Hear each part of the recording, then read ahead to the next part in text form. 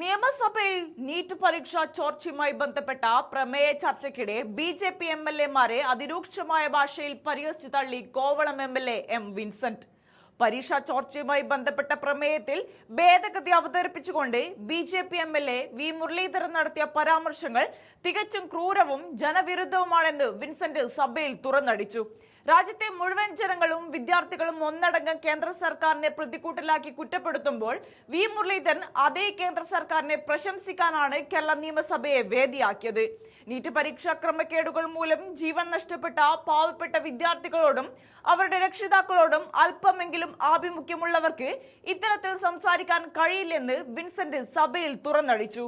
പുതിയ സർക്കാർ അധികാരത്തിൽ വന്ന് ഒരു മാസം തികയുന്നതിന് മുമ്പ് തന്നെ ബി.ജെ.പി. ഉൾപ്പെടെയുള്ള പ്രതിപക്ഷം തെരുവുകളിൽ സമരവുമായി ഇറങ്ങിയതിനെയും വിൻസെന്റ് കടുത്ത ഭാഷയിൽ വിമർശിച്ചു. സർക്കാർ എന്ത് ചെയ്താലും ഞങ്ങൾ സമരം ചെയ്യുമെന്ന ഒറ്റ അജണ്ട മാത്രമാണ് ബി.ജെ.പിക്ക് ഇപ്പോഴുള്ളത്. പുതിയ ഭരണ നേതൃത്വത്തിന് ഒരു ബ്രീത്തിംഗ് ടൈം പോലും നൽകാതെയാണ് മഹിളാ മോർച്ചക്കാർ കെ.എസ്.ആർ.ടി.സി. ബസ്സിൽ കയറി നാടകീയ സമരം നടത്തിയത്.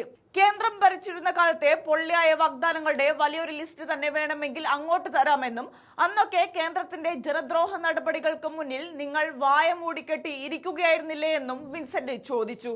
അങ്ങനെയുള്ളവരാണ് ഇന്നിപ്പോൾ ഇവിടെ ജനങ്ങൾക്ക് വേണ്ടിയെന്ന വ്യാജേന സമരവുമായി വന്നിരിക്കുന്നതെന്നും അദ്ദേഹം ആഞ്ഞടിച്ചു.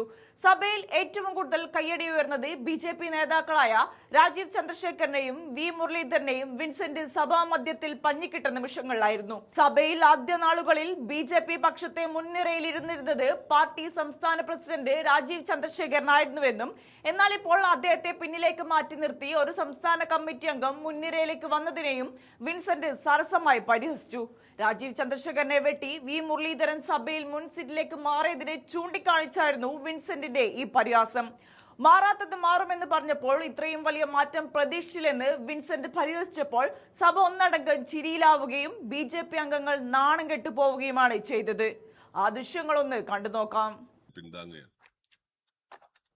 ആദ്യമായി ഇവിടെ നീറ്റ് പരീക്ഷയുടെ ചോർച്ചയുമായി ബന്ധപ്പെട്ട് ഗവൺമെന്റ് കൊണ്ടുവന്ന പ്രമേയത്തിന് ഭേദഗതി അവതരിപ്പിച്ചുകൊണ്ട് ബി.ജെ.പിയുടെ അംഗം നടത്തിയിട്ടുള്ള ഒരു പരാമർശം വളരെ ക്രൂരമായി പോയി.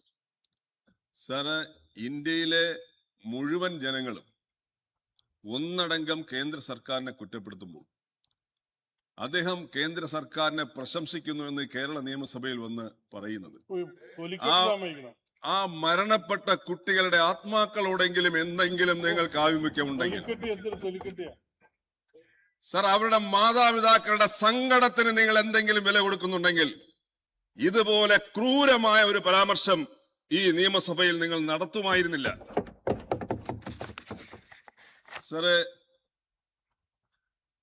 ബഹുമാനപ്പെട്ട ഇന്നത്തെ മുഖ്യമന്ത്രി അദ്ദേഹം പ്രതിപക്ഷ നേതാവായി ഇരിക്കുമ്പോൾ നടത്തിയിട്ടുള്ള